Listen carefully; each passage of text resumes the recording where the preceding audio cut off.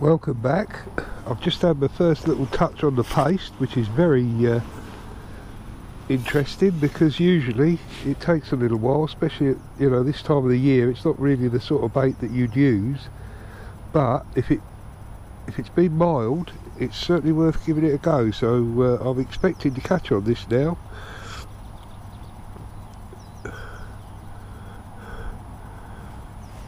That's it moulded on the hook. As you can see, I've got a small stock quite close to the hook. That's because the bite indication, you do get a lot of lift bites, and then into the pot that we made with peat, and then we'll ship it out and see what happens.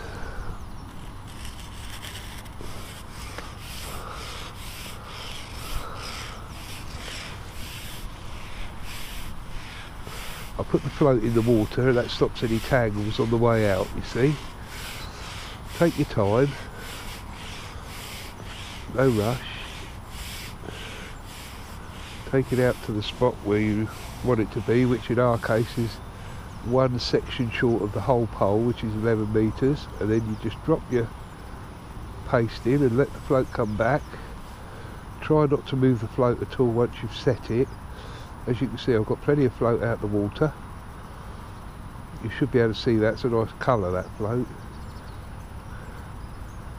So last put in, about a minute into the actual put in, float sailed away, which was a great sign. Caught me on the hop actually. Wasn't expecting it quite that quickly. I've put the corn out as well at 12 o'clock. We'll go over that a little bit later on. But the paste usually gets stronger. The more you fish it, the longer you fish it, the stronger it gets. If you find that your bites start to die off, it's worth putting another ball of paste in the pot when you go out there, and then feeding one and fishing one. As I say, in the summer I'd started off with a bed of micros, but I haven't done that today because it's still, very early for fishing paste. I've only done it today because we've had such mild nights. I mean, the last half a dozen nights it's been double-digit temperatures, which for February, okay, it's late February, it's just incredible. But up here, because it's got such good skimmers and bream in it, once they get going on the paste, well, I've had it up here and it's been like a jacuzzi. It really is. They get so switched onto it. It's an absolute match winner if they're having it. But it's also one of those baits that if they're not on it, you just waste your time. Oh, another little knock then. Probably small fish, these initial knocks, but the small fish are milling around, and that means that the big fish will be nosy and they'll come in and have a look as well. But you must try and keep the paste as still as you can. I should have a longer lash on really, but because of all the rain we've had, it's a bit longer, and the rig is just a little bit shorter than it would normally be. But I can always add a bit if I need to, but I think we can get away with it. There's not too much wind today.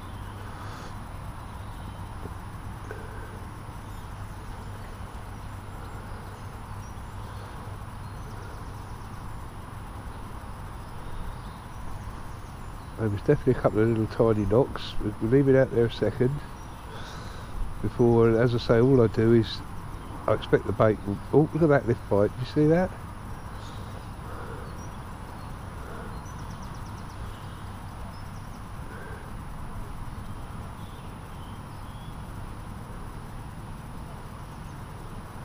See, in the summer they just sail away bites, and to be honest, they'll rip the elastic out when they're actually having it properly. You're basically, the float's just there to be an indicator, as you don't need to worry about looking at it all the time, because you'll know when there's one on, it'll just pull the elastic straight out. But in the early stages, it's all about not leaving it out there too long, because those little tiny bits of paste you leave behind when you go like that, strike it off, are like your ground bait.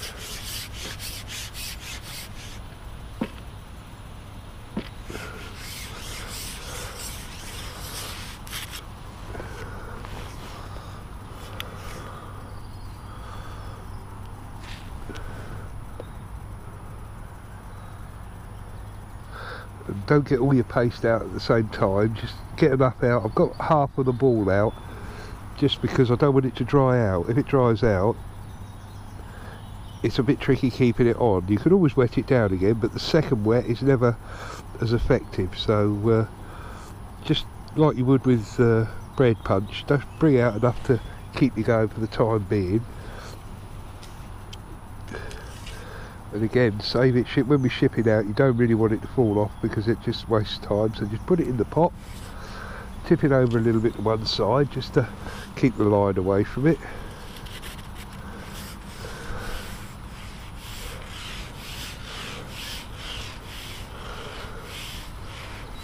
Get your float in the water so that stops any tangles.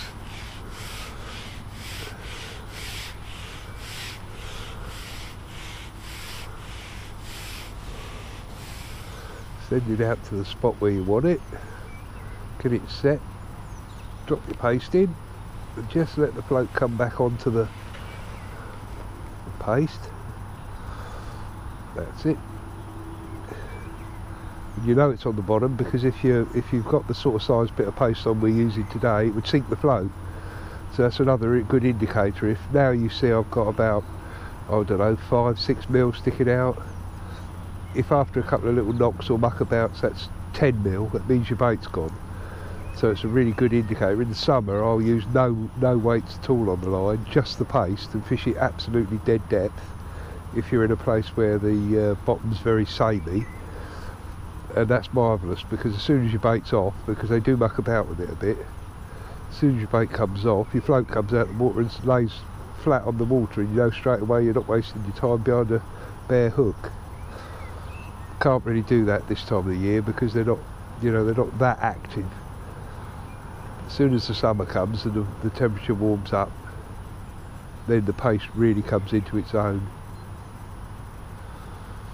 As I say, you can buy all these proprietary pastes ready-made, but there's no point. Buy yourself a couple of decent bags of quality ground bait like that F1 Sweet, or you know, anything like that. Make up your own paste. Doesn't take a minute at home. You do it with hot water or cold water. But if you're using one of the fish meal based ones like F1 Sweet or F1 Dark or Ringers, any of those, over wet it to a point where you think, oh crikey, that's far too much, and then just leave it alone. Don't touch it again for 20 minutes, then go and try and make a paste out of it. If it's a little bit still a bit too harsh, just use an atomizer. Gently until you get to the consistency you want. The perfect paste really is one that you couldn't put out that distance where we are without using a pot, so it's really soft, and then the fish just basically suck it in, and the bites are brilliant. But this time of year, as I say, I've made it a little bit harder than normal because of the temperature of the water, so that it breaks down that little bit slowly, a little bit more slowly.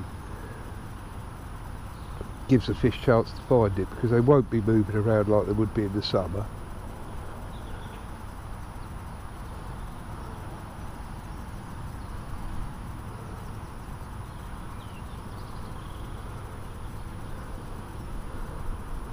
But it's one of those methods that it's a bit of a Marmite method. My friend and your friend Peter Joyner, the match angler, he absolutely hates it. He calls it the monkey method. And he doesn't like fishing it at all, but as I say, it's one of those methods where on the day, if it works and the fish want it, it's unbeatable.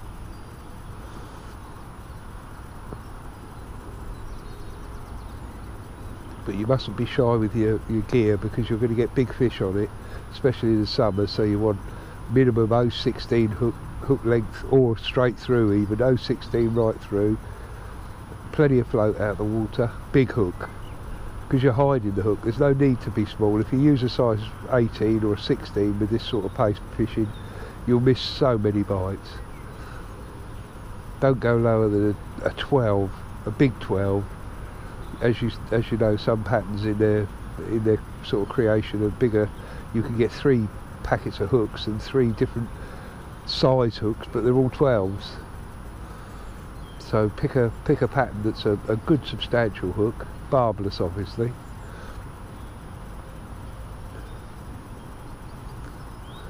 Oh, another little bite then. As I say, I think these are small fish, probably roach or small skimmers, just pecking at the ball, but they're interested. That's the main thing.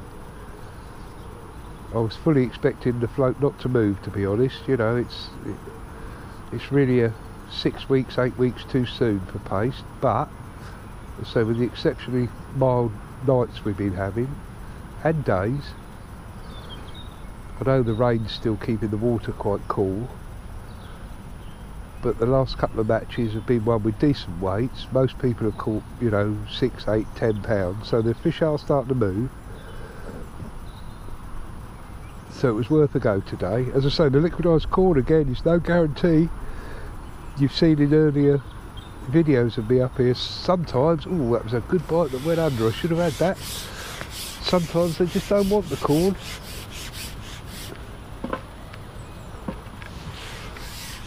That was a shame, I missed that, never mind. Right, we'll try again. I think that was probably a decent fish, bream I would imagine.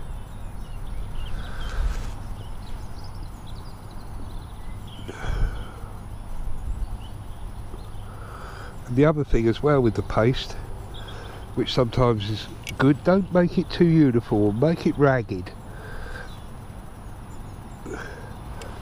Fish get very wary, and of course because the carp anglers all use boilies and pellets etc, they're always round, or they're a very uniform shape, whereas with the paste you can make it really ragged